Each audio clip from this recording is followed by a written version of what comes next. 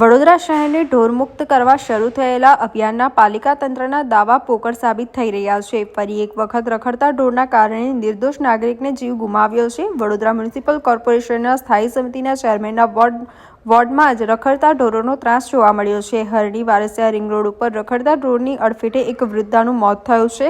એક તરફ Varasiya ring road ઉપર કોર્પોરેશનની કામગીરીને પગલે એક તરફનો રોડ બંધ કરવામાં આવ્યો છે, જેના કારણે ટ્રાફિક જામ થાય છે। ગતરોજ આવો જ એક ટ્રાફિક જામમાં ઢોરની અડફેટે મોપેડ પર સવાર ગિરીશભાઈ દળવીએ આવી જતા તેમને ગંભીર ઈજા પહોંચતા સારવાર અર્થે એસએસજી હોસ્પિટલ ખાતે ખસેડ્યા હતા, જ્યાં બ્રેન હેમરેજના કારણે તેમનું મોત થયું હતું।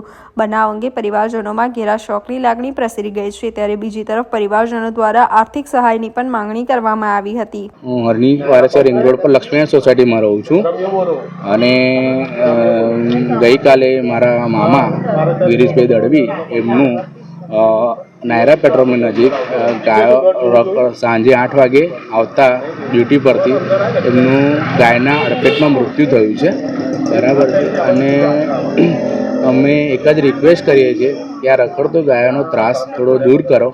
અને બીજી વસ્તુ છે કે અહીંયા જ્યારે પણ ગાયો પકડવા આવે ત્યારે એમના ભરવાડો દોડાવે છે ગાડીઓ એમની ગાયોને પકડવા માટે, અને એના લીધે પણ ઘણીવાર અહીંયા એક્સિડન્ટ થતા હોય છે, જે કોર્પોરેશન કદી ધ્યાન આપતું નથી, બરાબર। કે કોર્પોરેશન પકડવા આવ્યું હોય તો એમને ખબર પડી જાય છે કે ભાઈ આ ગાયો પકડવા આવ્યા છે ને એટલે એ લોકો ગાડીઓ દોડાવે છે।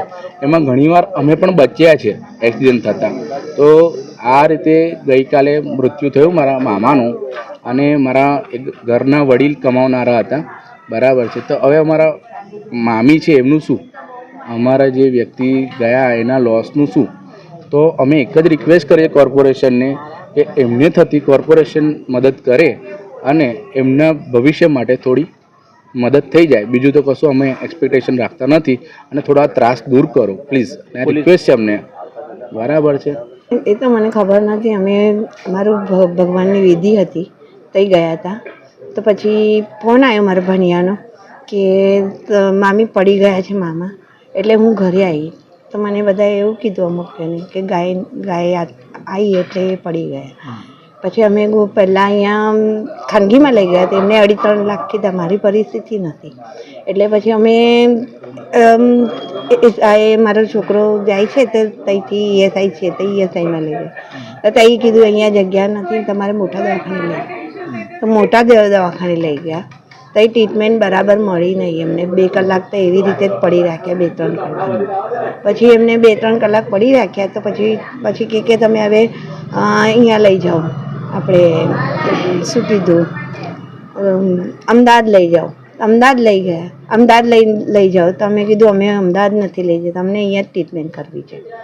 તો પછી એમને ઓક્સિજન જ નહોતું મળતું, ઓક્સિજનની જરૂર હતી પણ નહોતું મળતું। શું કહેવાય, શેમાં નોકરી કરતા હતા? એ તો એમાં સિક્યોરિટીમાં જતા હતા। અને આ છોકરો શું કરે છે? એ આપણે શૈલેષ હોટલ પંપ પર છે છોકરો મારો। શું કહેશો, કોર્પોરેશન પાસે કોઈ વળતરની માંગણી કરી તમારી કે આર્થિક વળતર? હા, તો કરે તો સારું છે ભગવાન।